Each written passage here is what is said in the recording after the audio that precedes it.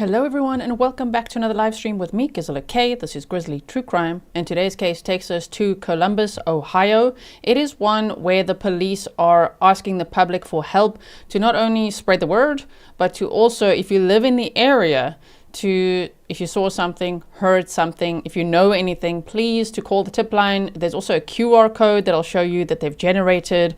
So the police page to follow is Columbus Division of Police on Facebook. I've linked that in the description box. I've got all the tip line numbers in the description box. We're going to go over everything today, meaning the 911 calls, the timeline, the surveillance footage that has been released, all of that. And I wanted to start with the 911 calls because that's really where the case started on December 30th of 2025. So please note that this case, of course, comes with a trigger warning. It does involve two people being murdered, but they had apparent gunshot wounds and nobody knows who did it. And there were two kids in the house that were unharmed, age 1 and 4. Shame. The trauma is unimaginable, right? So, okay, let's start with the 911 call. So here we go. Wait for it. I just want to find where I put it. Here we go. Okay? Columbus Police, Tech 107. Yes, I would like to ask for a wellness check on an individual at their home. What address? North 4th Street, Columbus, 43201. What's your name? I'm just going to quickly say that I have redacted the exact address. I'm sure by now, if you're following the case, you might know it, but I have to abide by YouTube's community guidelines, you know, and privacy and all that, all of those laws, okay, as a YouTuber. So when you hear beep, I put a little beep there. And sometimes, you know, I've redacted the caller's last names, like this one says Mark, I redacted his last name and things like that. So I just kept in majority, 90% of the information is in here. It's just those risky things that I may not share online, okay? So first caller is Mark, December 30th of 2025 at 8:58 a.m. The male victim in this case he was a dentist. And so he was always so punctual. And his colleagues were like, it's so weird that he hasn't called, he hasn't pitched up at work, he hasn't, like, this is so abnormal, you know, so out of character that everybody got immediately concerned. Okay, so let's continue to listen. I just want to tell you why there's a little beep. Mark? Where are you calling from? Well, I'm currently in the state of Florida. I'm on vacation, but this individual, Spencer, works with me, and he did not show up to work this morning, and we cannot get a hold of him or his family. He didn't show up to work? Correct. Okay. Does he have medical problems or? No, and he's been reliable, and we cannot get in touch with him, his wife, his family, anybody that lives in that house.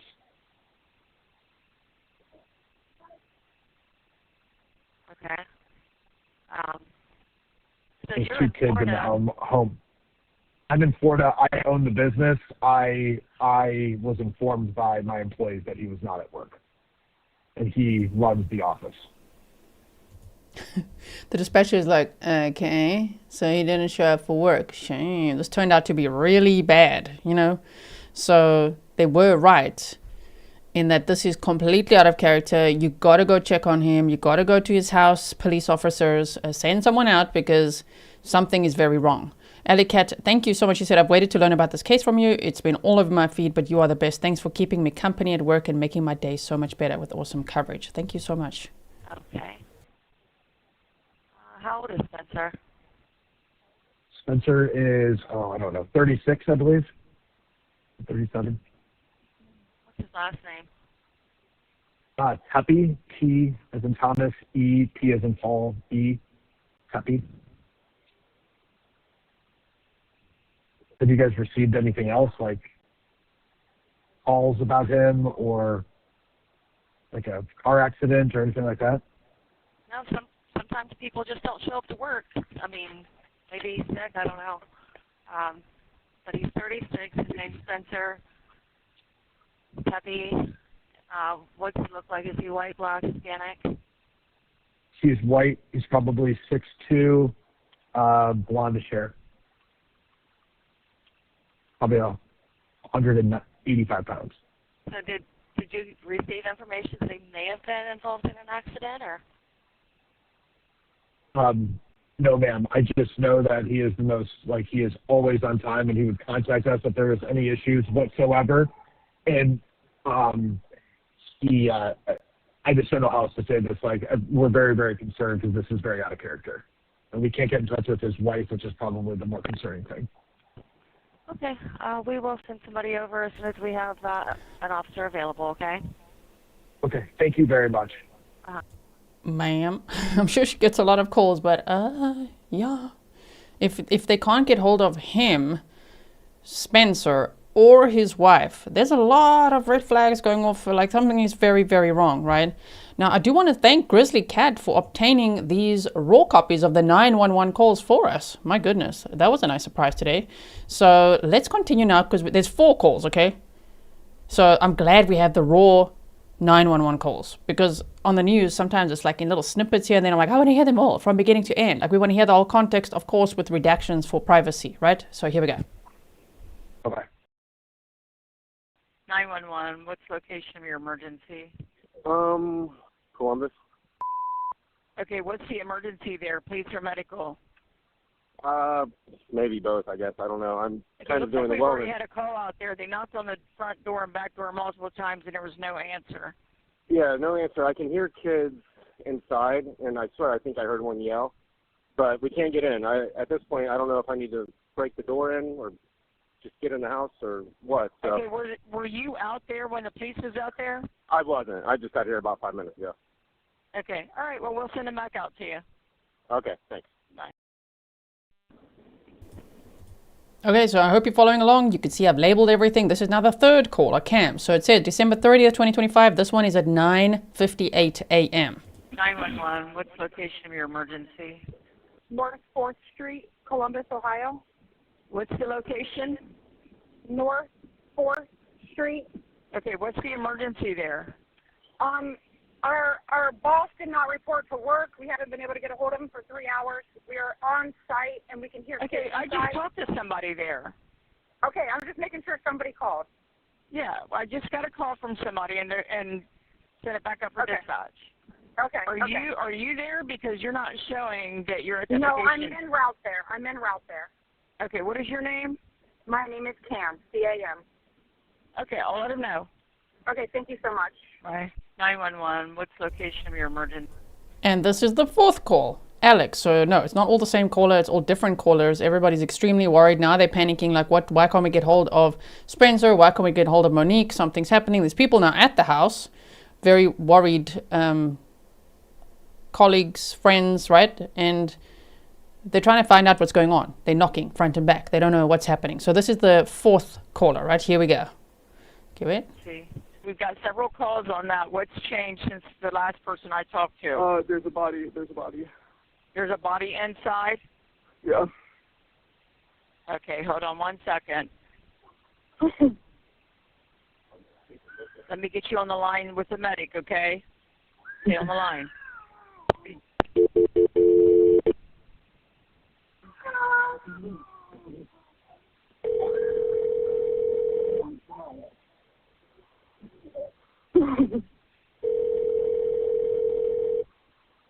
Oh my God. Hey, wait, come downstairs.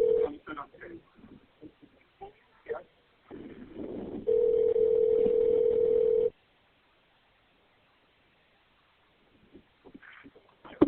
All fire and EMS operators are currently handling other calls. Please stand by for the Stay next on the line. We available got operator. patrol on the way, and then I'm transferring you over to the medics.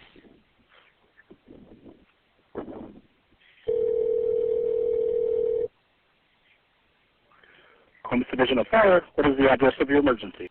All right, I mean, what's going on there? There's a body. Our friend wasn't answering his phone. We just did a wellness check. We just came here, and he appears dead. Okay. There's blood. He's laying next to his bed, off of his bed, and there's blood. I can't get closer to see more than that. Okay, so you can tell he's obviously not breathing or anything? Yeah. Is it kind of like, you know, does he look like... It doesn't look puddled. I can't look. Okay. All right. I understand. Okay. And then when was the last time somebody spoke to him? Yesterday, I suppose. Yesterday? Okay. Yeah. How old is he? 37. 37. Okay. Is he like a drug user or anything like that? No. Okay. All right. Just that's a really young age. Yeah, I understand. Okay. All right. We're on our way. Okay, sir, can you stay on the line for a minute, and can you give me your name? Okay, and he is a friend of yours, or you work with him? Yeah. He's a friend. Yeah. Okay, we do have officers responding there. Do you know if he's been ill or anything like that? No, I was just with him yesterday. Okay. Do you know if he does drugs or anything? No. Okay. All right. We'll just talk to the officers when they get there, okay? Okay. Thank you. Okay, so they also released some surveillance footage, which we'll look at after we go over the timeline. I think now it's important for us to understand what on earth was going on here. I know that people have questions of how did the fourth caller see inside the room? Maybe at that point they got inside the house. I don't know. I would prefer to give all the people that did the right thing and called 911 the benefit of the doubt rather than saying they're all sus. You know, first the boss called, the guy that owns the dental practice from Florida. He was on vacation. He called to say, this is very weird because Spencer hasn't shown up and everyone's worried about him, so welfare check. And even though the dispatcher, she was a little rude. I mean, she had very little information to go on. She was like, what? Like, you're calling 911 because somebody didn't show up for work? Like, what is going on here? Right? But it escalated, as you could hear, quite quickly after all the other people called. Some people drove out there. They were all so worried.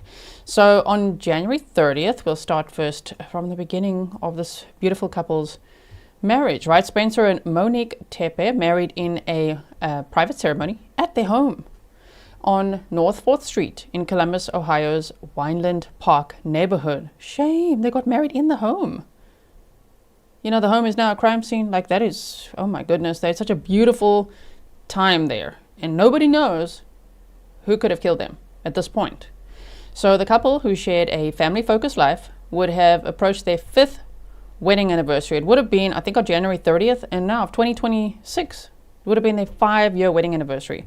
They have 2 children, 1 boy that's age 1 and a 4-year-old girl. And the children were found unharmed in the home. So you could hear them on the 911 call, especially the 4th call. That's why I think that person may have been inside the house, of course, because the bedroom's upstairs, right?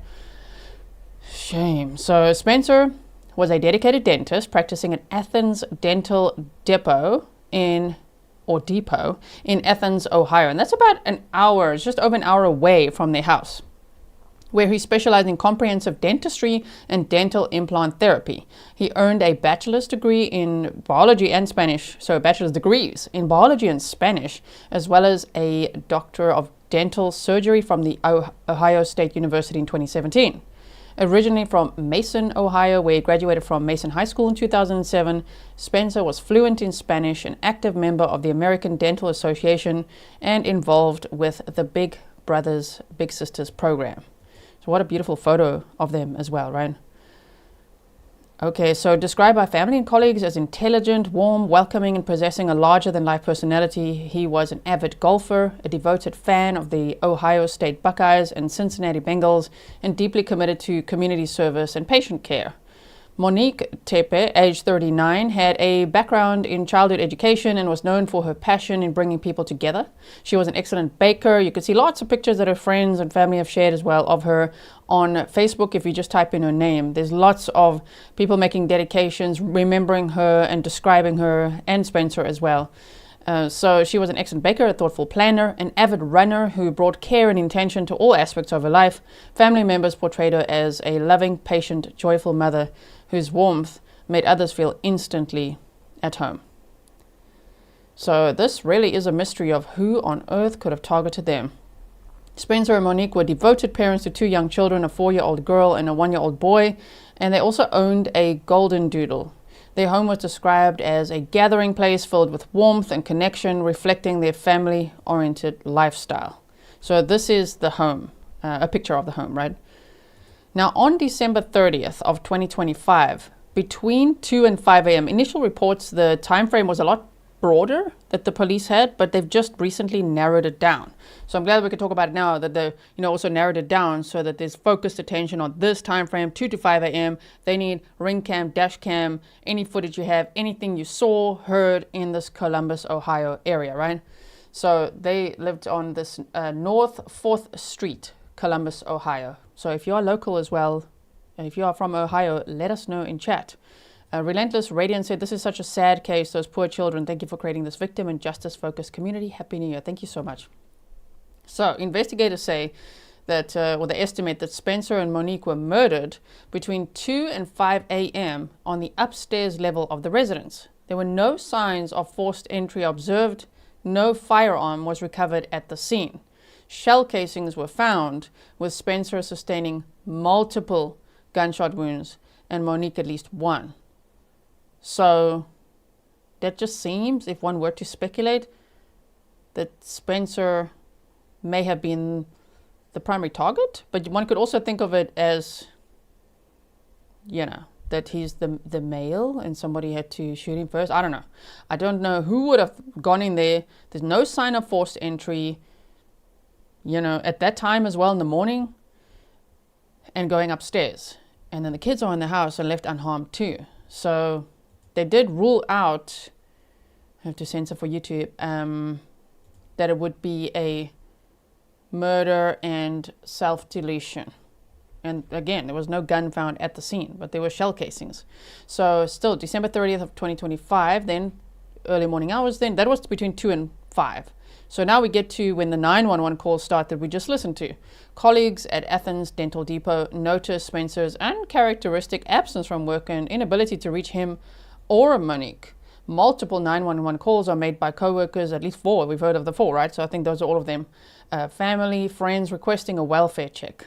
At around 10 a.m., Columbus Police responded to the home on the 1400 block of North 4th Street. Officers then discovered the bodies of Spencer and Monique with apparent gunshot wounds. Itty bitty, thank you so much. So their 2 young children, aged 1 and 4, and family dog are found unharmed inside.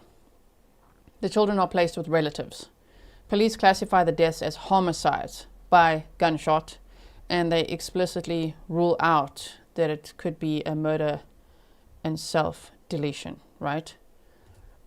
Facts Matter says, were you reading my mind? I was like, I really should have looked what day it was. Thank you. It was a Tuesday. Okay, December 30th was a Tuesday. It says Facts Matter. Now, public record, crime scene. I'm just showing you a picture of the home.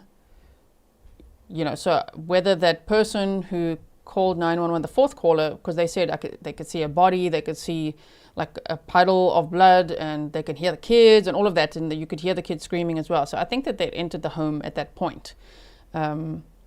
Or I'm just addressing this because I see it all over social media. People are really pointing fingers at that 4th person that called. They say, how on earth did he see into the bedroom, which was upstairs? The most logical thing is that at some point there, they accessed the home, right? The second thing would be he could have gone to either of the neighbors' houses and gone upstairs and looked inside. That could be one. Somebody could have brought one of those stairs or a ladder, Maybe there's a ladder on the side of the house to look inside. We don't know all of that. All we can hear is the 911 call, right?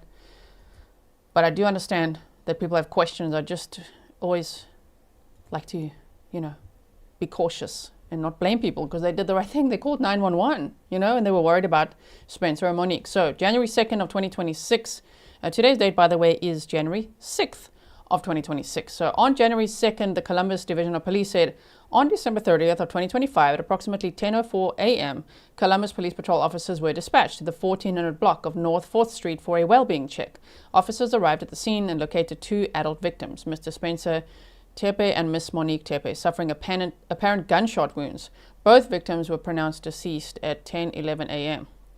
The Columbus Division of Police Homicide Unit is asking that anyone who may have video, photographs, or other digital evidence related to this incident, including suspicious individuals or vehicles, from the 30th of December of 2025 between 12 a.m. to 9 a.m. See, and now they've narrowed it down to a much tighter timeline. So it started off 12 to 9 a.m. Now it's between 2 and 5 a.m. In the area bordered by Summit Street, east boundary, to North Grant Avenue, west boundary, East 7th Avenue is the south boundary to East 11th Avenue, the north boundary. Use the attached QR code to upload that evidence to assist with the investigation. The submission may remain anonymous and no account is required. So I'll quickly just show you here, like this. Let's quickly look at this one actually. Here on the news, they had just made this little block which shows the boundaries, right? North Grant Avenue, East 11th, Summit, and the street over here. So if I just quickly go back to our map, this is the area, the 1400 block of North 4th Street where the couple lived.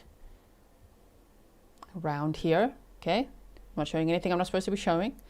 And I just roughly plotted just some of those streets. It's not the exact tight block. You could see it would actually be here like this, but I just entered the street name so you could just see the general area. If you saw anyone suspicious, a car, if you heard anything, you know, if you know anything, you got to call the tip line. There's also that QR code. And I'd also just entered the dental practice just to see how far away it was, and it's about an hour away. So yeah, North Grant Avenue is down here. And here's the house. So in this area over here, if anyone's local, is anyone local in chat? Maybe, I'm sure there's lots of Ohio Grizzlies here as well. Welcome to you. Thank you for being here. And family and friends, if you're watching as well, welcome. I hope that you feel safe here with us, and so sorry for your loss. This is devastating, and there's no answers yet, you know? Okay, so we have that. So the QR code as well, you can scan it with your phone if you want to submit tips like that. This is what the police have provided. They said you can also call the Columbus Police Homicide Unit, and the number's on the screen, to remain anonymous. So if you don't want to, if you're worried about, I don't know, outing yourself or something, you can call anonymously. If you're scared or something, they've got an anonymous tip line. You can call their Crime Stoppers line, which the number's also on the screen. So I really hope that, you know, the public can pull together, especially locals, and if they saw anything, if they check their ring cam, dash cams, whatever it is, especially on December 30th of 2025 between 2 and 5 a.m. That is a very important time to check everything, right? Yeah, Stefan said a neighbor might have had a key. That's true as well. They might have had a key. Now, January 2nd of 2026, the family of the victims released a statement. They said, our family is devastated by the tragic and senseless loss of Spencer and Monique. They were extraordinary people whose lives were filled with love, joy, and deep connection to others. Spencer was a devoted and proud father, a loving partner, and a friend to everyone he met. He was intelligent, warm, and endlessly welcoming. A graduate of the Ohio State University and a member of the American Dental Association, Spencer was fluent in Spanish and deeply committed to serving others. He gave back through Big Brothers Big Sisters, a huge Bengals and Buckeyes fan, lived life with energy, laughter, and generosity.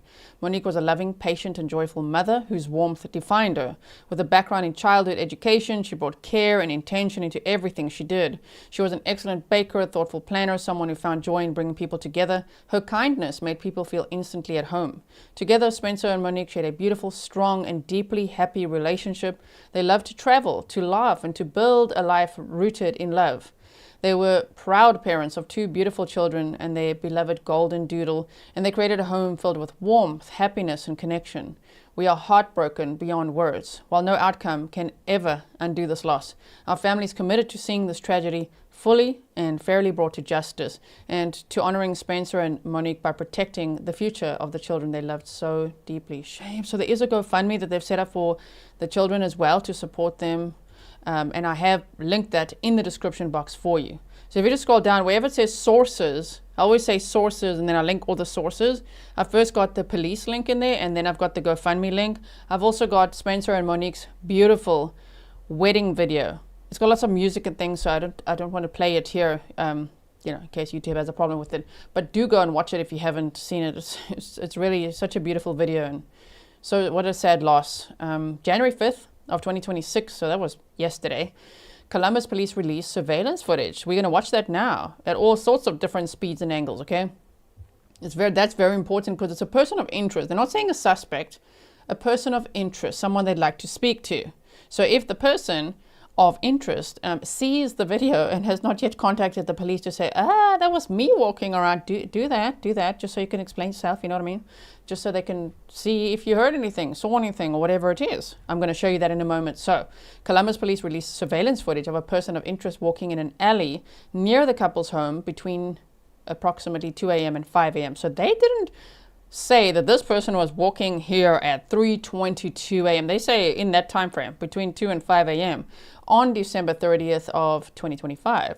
The individual is described as wearing light-colored pants and a dark hooded jacket. Now, they said 20 hours ago at this point. Now it'll probably be like 22 hours ago, but yesterday, Columbus Division of Police, okay, obviously this is local to me when I screenshotted this, right? So detectives believe the murder of Mr. and Mrs. Tepe occurred sometime between 2 and 5 a.m. on the morning of December 30th in the upstairs of their residence. Recovered video footage shows a person of interest walking in the alley near the Tepe's residence during that time frame. We have received and are continuing to receive numerous tips from the community, which our detectives are following up on. If you have information that could lead to the identity of the person in this video, please call. And again, are the tip line numbers, the QR codes provided. Anonymous tips can be submitted as well, as we went over. They said, we want to thank the community for the tips we have received. We know there are questions and concerns surrounding this tragic incident.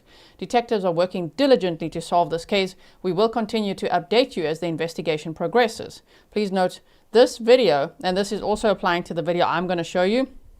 This video has been divided into sections to accommodate social media aspect ratio requirements, because you'll see I'll show you the original, which we got from the police department themselves. It's like very, very strange little narrow little video. So if you zoom in, you got to like follow the person, you know what I mean? So there's different frames we're going to look at. So that is edited for that purpose, so we can zoom in and see the person, right? Gail MacArthur, thank you so much. Okay, so that was yesterday that this footage was released, and that would also be very important to share. Autopsy reports from the Franklin County Coroner's Office are pending. So that we know that the police said that they died from apparent gunshot wounds, but they've got to do the official autopsy reports, and they say that could take 8 to 12 weeks. A GoFundMe has been created to support the children, link below. If you've got info, those are all the numbers to call on the screen. Now, are you ready to see the footage? So let me bring this up again. This would be the 911 calls that we listened to. So the first caller, Mark, was the owner. He's the owner of the Athens Dentistry Depot. And he called. He said he's on vacation. And he's very worried about Spencer because he's never late. He's like super punctual, will always let people know what's happening. So he found it really weird. The colleagues found it weird, and he made the call, right? So the big boss made the initial call while he was on vacation. And then after that, other colleagues, co-workers, friends made calls. So the first caller was at 8:58 a.m. And remember, they say they believe the murders happened December 30th between 2 and 5 a.m. So within hours, the colleagues were already calling 911. So we have the first caller, we've got the second caller, third, Cam, and then Alex is the fourth caller. And then we're going to go here to our footage. So hold on one second. Yeah, okay, here we go. Wait, just want to get the right place. There we go. So December 30th, 2025 surveillance. So it's apparently from a Nest, Ring camera along from a house in an alleyway close to the house. Okay, so December 30th between 2 and 5 a.m. This is what the police have told us. So here we go. We're looking at this. Now this is how the footage is received, like raw footage from the police. This is what you'll see.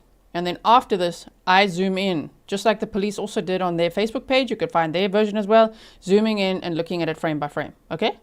So here we go. Let me just move myself out the way here quickly.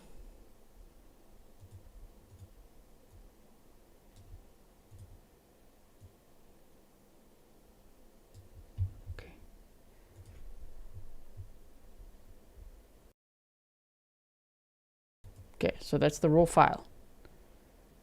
Now I've zoomed in. Okay, so look carefully. If you live in the area, do you know the person? Do you recognize? I mean, it's hard to recognize the person, but there is a frame where he looks to the side. I think it's a male, in my opinion. Might not be, but the person looks to the side, and you could just quickly see their face, just a little bit, right? Okay, so let me just continue playing this. Hold on. I've lost my place now. Here we go.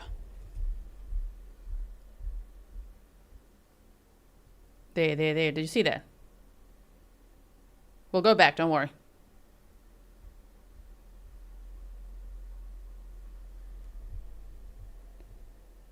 Going to take myself off the screen. And I'm going to go back. Okay. So I'm still with you. I'm just off the screen now, okay? Let's watch this all together.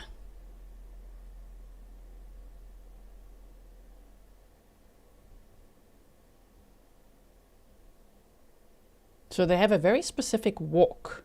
They've got their hands in their pockets. Look at their feet. Look at their gait.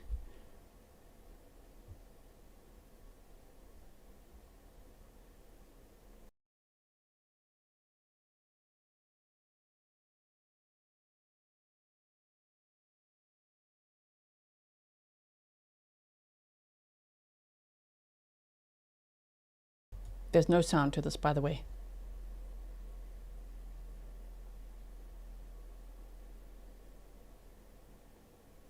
One more time. Now I've slowed it down. It's half speed. Almost limping with his left leg there. And right here, look there, look there. There, you could see a face. Okay, wait a minute. Sorry, yeah, I'll put myself back on. I'm right here. Look there at that still frame. You can kind of see a face. It looks to me like the person has a beard or something, or a covering over their face, right? I mean, we're not trying to like solve the case. We're not detectives. We're just trying to share information, right? And maybe just some, whatever we can see, in case it jogs someone's memory. If in case they're like, wait. I know a person who walks like that, or I saw that person, or I've seen them regularly in the area, or you know what I mean? It could just jog someone's memory if we just point out a couple of things about what we're seeing here on the screen. Do you think it's a beard or a mouth covering? Like a mask, right? Interesting. Divided opinions. Okay, so I'm going to take myself out of the way again. And in fact, I'll go back a few frames there so you could see it.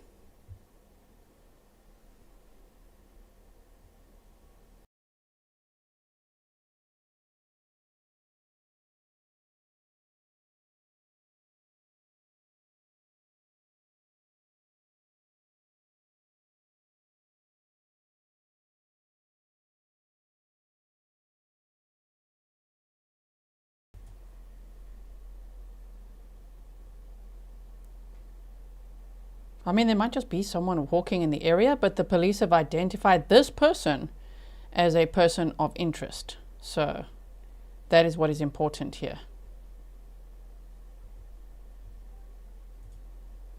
Okay, I think that's the end of the clip there.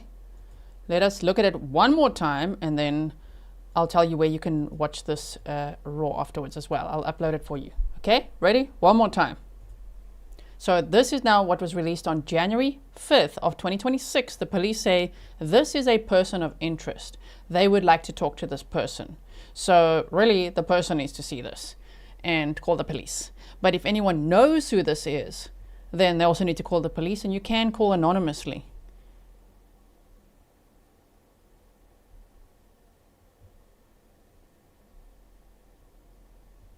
Okay, right there. Just looking to the side.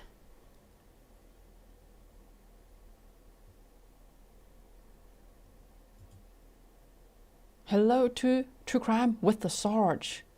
Sarge, what do you think? Okay, here's half speed again. That means I slowed it down.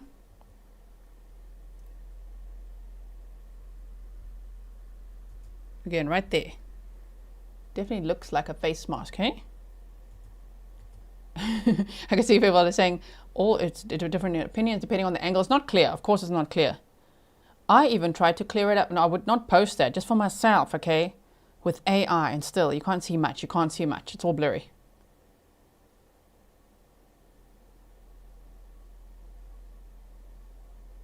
And I don't mean with this video. This is the raw video. I'm just talking about behind the scenes, you know, when I'm like, oh man, I get a screenshot. Can we clean this up? Can we brighten it? What can we see? You can't see much, right? Of his face, I mean. So, yeah, that is what we have.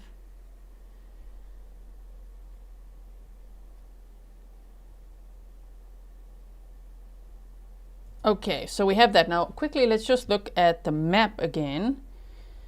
So we'll do this and just look at this map very quickly, so that we can just see maybe where that could be, because they said very close to the house in an alleyway, right? So we're going to have a look now. Katsy's Corner said, where in Ohio is this again? Columbus, Ohio. You said, love, love, love, my Grizzly family. Thank you so much and happy 2-year Grizzlyversary. So it's on North 4th Street in Columbus, Ohio. I'm sharing that because the police want us to share that so that people can look out, especially in this area, this like block over here. From East 11th, there's North 4th Street, there's also Summit Avenue, and then North Grant Avenue. They want people to focus on that area to look at all the footage they may have between 2 and 5 a.m. from December 30th of 2025. Okay, so if we go here, right, so if we go here, wait. Google man, okay, buckle up. Stefan, are you telling them? Buckle up, everyone. So we'll go here. Interestingly, the house is not on Google Maps here. It's just they weren't built yet. You see? So this is where the crime scene would be. There's three houses around this area. So if we go around this corner here, wait. So here's Zora's house. Okay. And we just drive around. I've been driving around a little bit today. This, to me, looks like this could be the alleyway because of all the blue bins we just saw. Now, I mean, there could be blue bins all over the place. It just looks to me like it gets very narrow and like this person could have been walking here between 2 and 5 a.m. And look here, if they were, damn, then maybe they were just walking here. But between 2 and 5, you're a person of interest. You got to talk to the police because why were you walking in this alleyway at that time, right? So it's somewhere around here.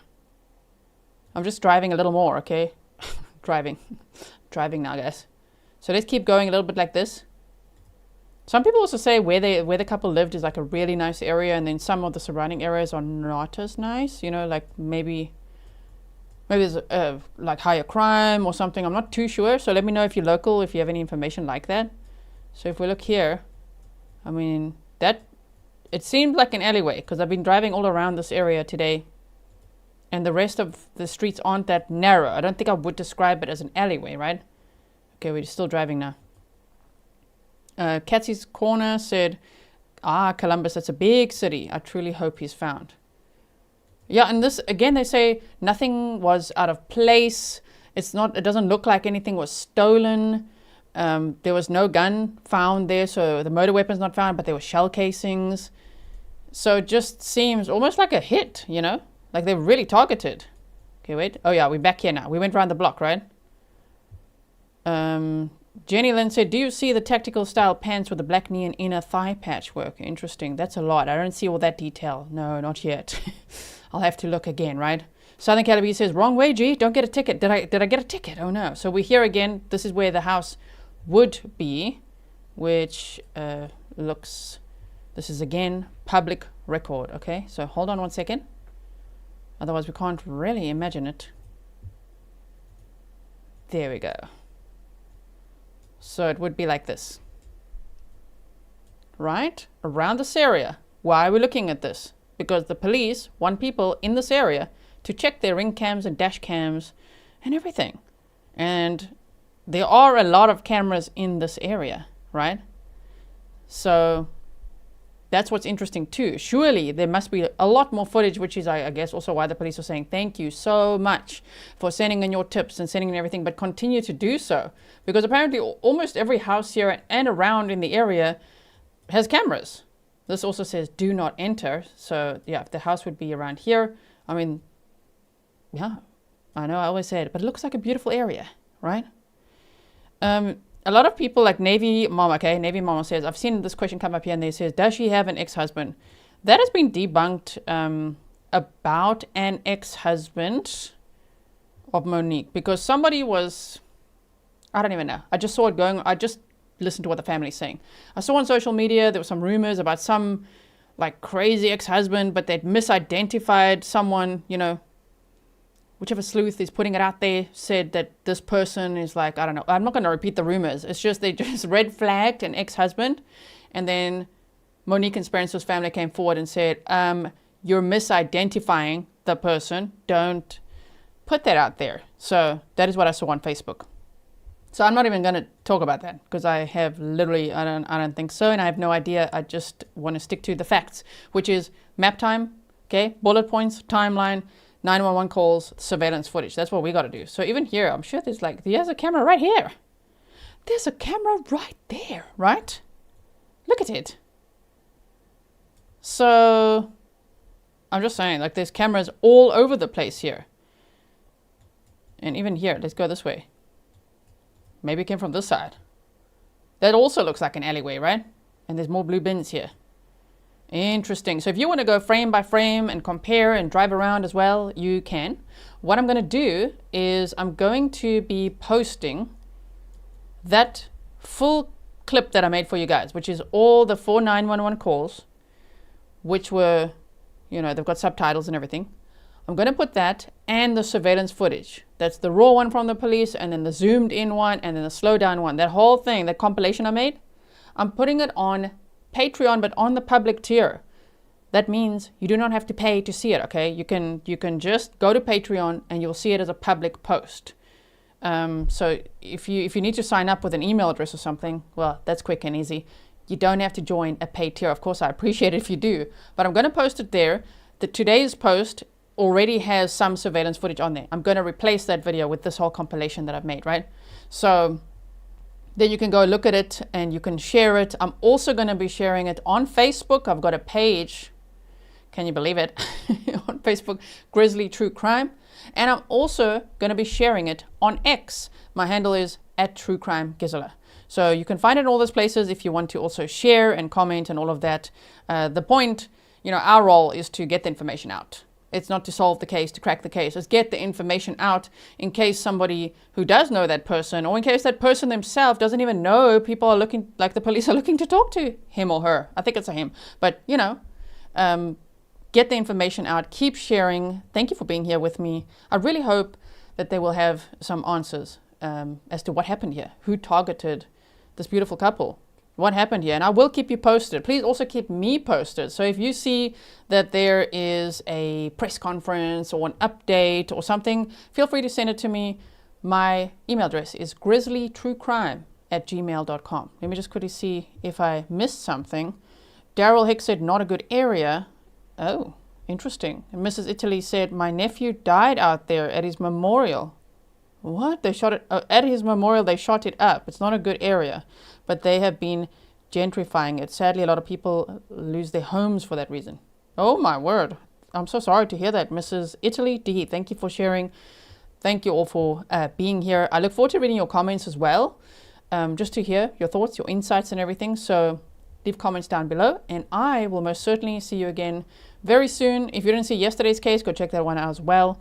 And in the meantime, stay safe.